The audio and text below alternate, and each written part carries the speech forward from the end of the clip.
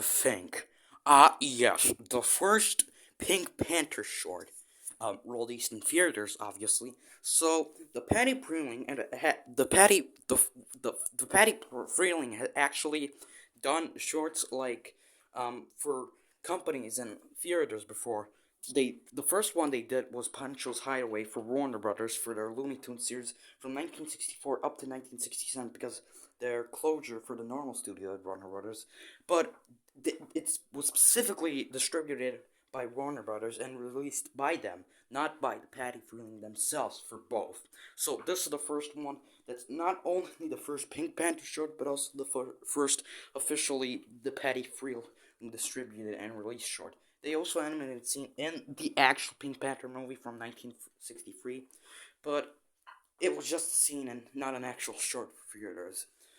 Anyways, this one, I have basically no words. This is just a very great introduction to a very great and iconic character.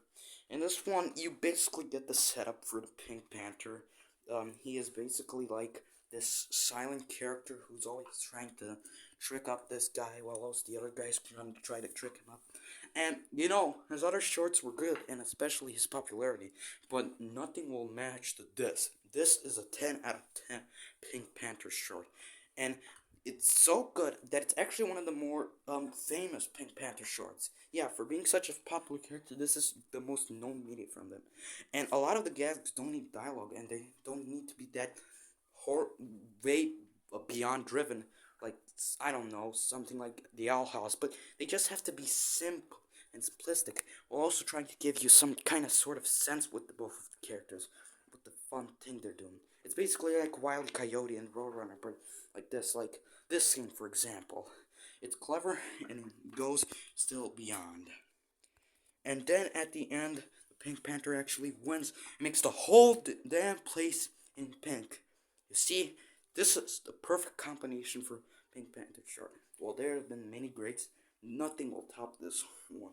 It's very easy that they had the structure for this.